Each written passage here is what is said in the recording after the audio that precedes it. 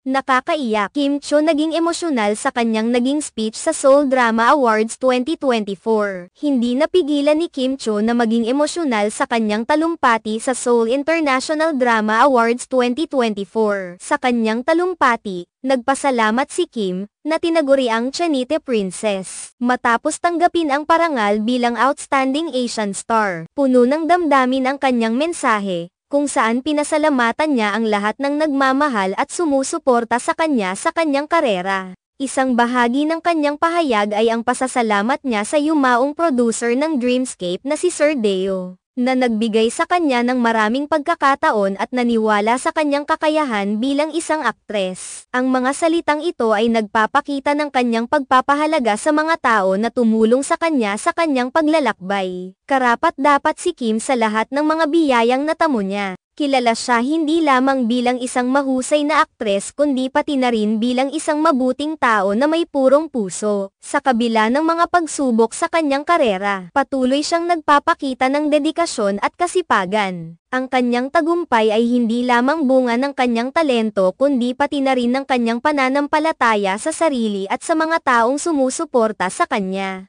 Ang kanyang mga tagumpay ay nagbibigay inspirasyon sa maraming tao, lalo na sa mga kabataan na nangangarap sa industriyang ito. Mula sa kanyang mga proyekto sa telebisyon hanggang sa mga pelikula, hindi may kakaila ang kanyang kontribusyon sa mundo ng entertainment. Ang kanyang pagsisikap at determinasyon ang nagdala sa kanya sa kinaroroonan niya ngayon. Sa kanyang mga tagumpay, patuloy siyang nagiging modelo sa marami, na nagtuturo ng mga mahahalagang aral tungkol sa tiyaga at dedikasyon. Bukod sa kanyang mga nakamit, ang kanyang karakter at pagkatao ay umaabot sa puso ng marami. Maraming tao ang humahanga sa kanya, hindi lamang dahil sa kanyang talento kundi dahil sa kanyang kabutihan at pagmamalasakit sa iba. Ang kanyang pagiging down-to-earth at ang pagmamahal niya sa kanyang mga tagahanga ay talagang kahanga-hanga. Sa huli, ang emosyonal na talumpati ni Kim sa Seoul International Drama Awards ay isang patunay ng kanyang pasasalamat at pagmamahal sa lahat ng sumusuporta sa kanya. Ang bawat parangal at tagumpay ay isang hakbang patungo sa mas mataas na pangarap,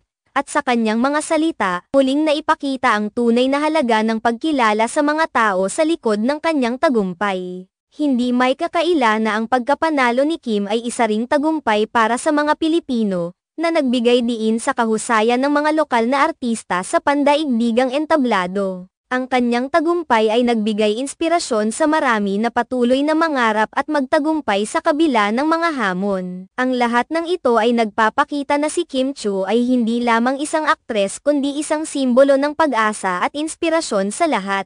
Ang kanyang kwento ay isang patunay na sa sipag, tiyaga, at pagmamahal, ang sino man ay makakamit ang kanilang mga pangarap.